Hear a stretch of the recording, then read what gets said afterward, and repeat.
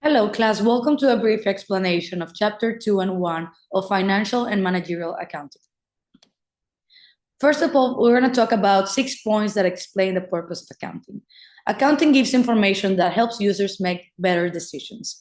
There's two main areas in accounting, the external and the internal users. An external user would be like a creditor, investor, or a regulator, and an internal user would be like a manager or a CEO. There's forms of business organizations. There's sole proprietorship, partnership, corporation, and limited liability company. Accounting principles and assumptions. There's principles in accounting. So the GAAP, the generally accepted accounting principles, they guide the preparation of financial reports. Then we have assumptions.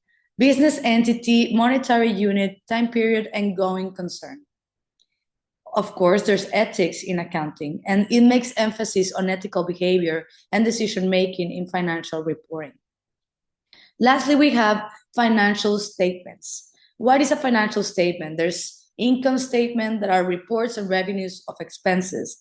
Then there's the statement of ownership equity that are changes in equity over time, basically.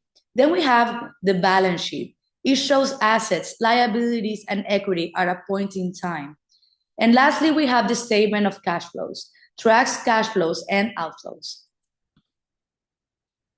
Okay, so we need to also analyze the accounting records, right? So the accounting cycle, the transaction analysis, posting to ledger, preparing a trial balance that we're gonna look to it further on. Then we have preparing financial statements and recording a journal entry are the steps.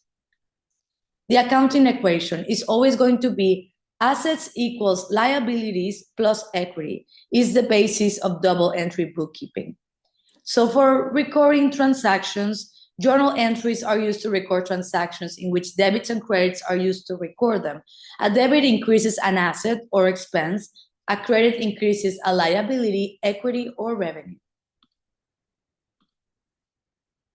So here we start with what is a trial balance? A trial balance is a report that lists the balances of all ledger accounts at a specific point in time. It serves as a checkpoint to ensure that the total of all debit balances equals the total of all credit balances, confirming the mathematical accuracy of the double entry accounting system. So what is the purpose of a trial balance? Well, first of all, is to verify mathematical accuracy. It ensures that debits and credits are equals. Then it assists in financial statement preparation. It acts as a base for preparing financial statements like the income statement or a balance sheet. It also detects errors. It helps identify certain errors in a ledger, such as a missing or incorrect entry, although it won't detect all types of errors like omitted transactions or swapped accounts. So how the balance sheet is derived from the trial balance. So the balance sheet is prepared by organizing the trial balances account, balances into three key sections: assets, liabilities, and equity. The balance sheet shows the financial position of a company at a specific point in time, and it's based on the accounting equation, which is assets equals liabilities plus equity.